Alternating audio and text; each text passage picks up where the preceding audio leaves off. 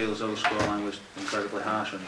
I think everybody knows the scoreline's incredibly harsh and what it was, but those kind of things can happen. The nature of the game is that if you get a couple of quick tries late on because of how much effort and how much energy you've expended, we went short, kick-offs, and we just tried to get the ball back to give us an opportunity, and that just put us under pressure, and then a couple of those tries later on came from that. But it was a great cup tie, I thought. Say first half we were in some real control. Like I said, just that things with us at the moment, just those margins that. When Swift scored his try, it was just a poor kick chase and locking in on a kick chase and our middle unit, and he burned us. I think it was like deja vu from about 4 or 5 weeks ago when we was there last time, and I think it was Tommy Makerson did it to us. And those are the margins at the moment. We're just falling the wrong side of some really tight games, and sometimes the scoreline won't let it go away from us, but for 60, 70. Probably a little bit longer. In a lot of games now we're competing and just falling short.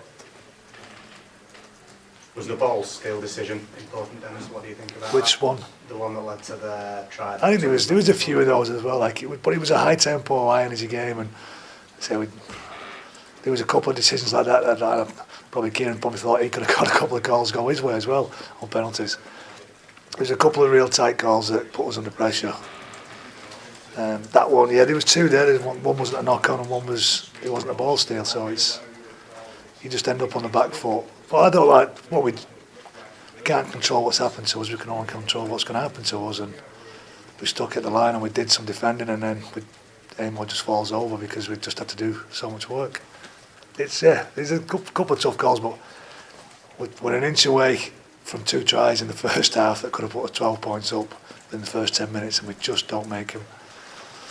We make a line break when it's 18, and we're 8 points behind, and just don't have enough energy left just to finish that play off and pat our man breaks down the side and push the ball back into Reece.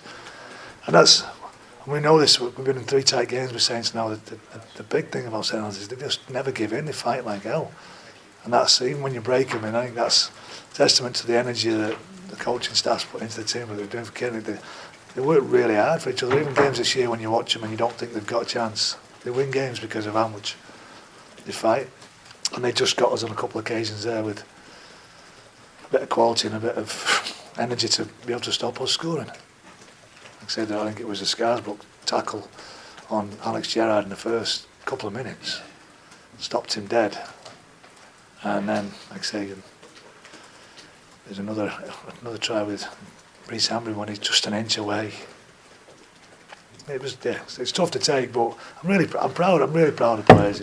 I say we were beaten up. We lose Steph Marsh really early. It pulls us down to 3 subs. Then Kev gets hurt, but toughs it out and plays 65 minutes on one leg.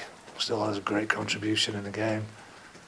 So there's plenty of work and fire in us that we're just lacking a little bit of quality at the moment, just to get us those tight wins. It's a story of our year so far. What was Brown's injury and how is he now then? He's got to go for a scan tomorrow on his ankle. Hopefully it's nothing, but these kind of things can turn into something when you take away the adrenaline, you take away everything that's flowing through his body. And like I said, to play the full game as he did was a real brave effort.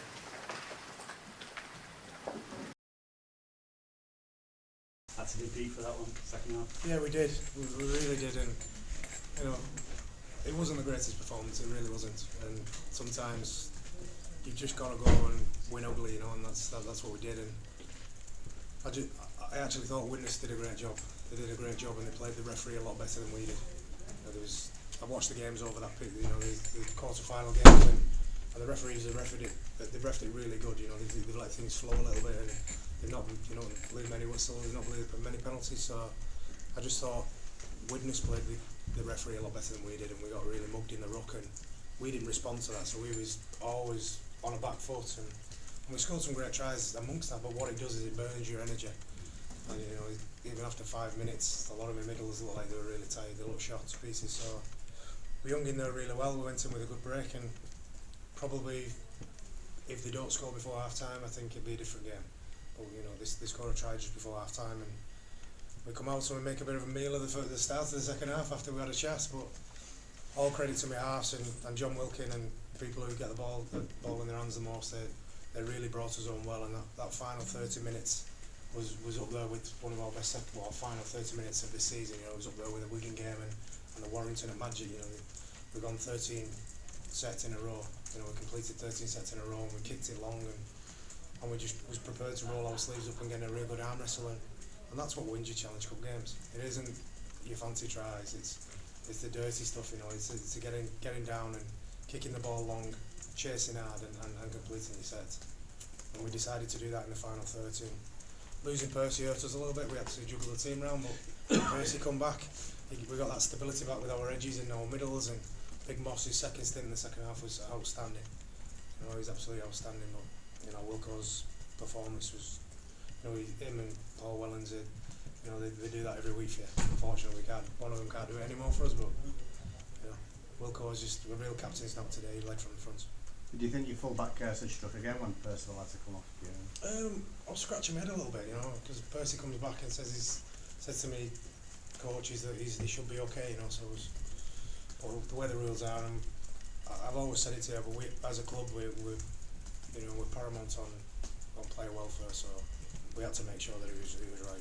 So he had the mandatory chair testing him. Yeah, he did everything. Everything was fine, and you know, we just had to make sure. I couldn't get him back on the field quick enough. Well, did he come to see him has he played fullback before? At juniors, at junior level. I think he's not run at fullback for a long period. So he was probably thankful of that 15-minute break, to be truthful. But no, he did a great job. And he topped it off with a nice try at the end, which, you know, I was screaming at him for the full game to put the play on, and they put it on and scored at the end. So well. So if you look at those metaphor recovery, it's a special try there, isn't it?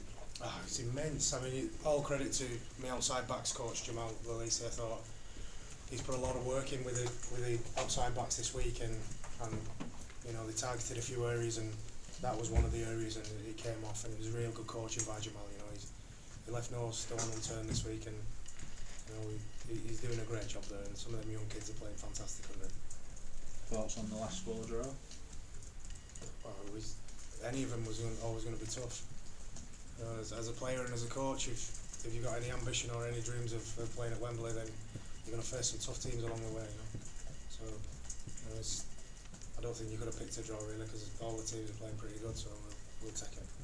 Percy did a great job at fullback, obviously, Keiron, but he's a centre at the end of the day. Where are you? Are you hoping for a fullback? We're looking pretty good.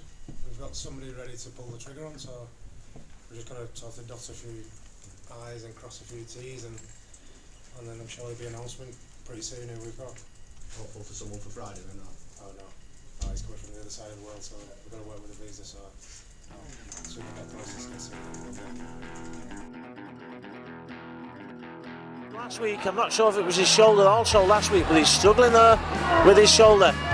Gilmore, oh, that's a great ball. Tickle, can he get to the line himself? Gets it out to Reece Hammond, is going to score. That's a fantastic try for the Widnes Vikings. End of it, finishes in the corner. Well, Widnes have got a marker, and well, Lloyd White went back away from the play of the ball, and the ball flicked up to White, and he's away. Well, it's going to be very fortuitous, but Lloyd White, can he score? He's going to score for the Vikings. He does score for the Widnes Vikings. Can you believe it? Gilmore, long ball out. Stephen Marsh, chance on the outside. Marsh is good at finishing from there. Oh, Stephen Marsh does what Stephen Marsh does best. There was nothing on when he got that ball. Scrappy played the ball, but he gets away with it. Tickle goes himself. Oh, he almost got the pass out. He does get the pass out. It's back to one. Gilmore, and it's a slide. Oh, Tom Gilmore hangs on to it somehow.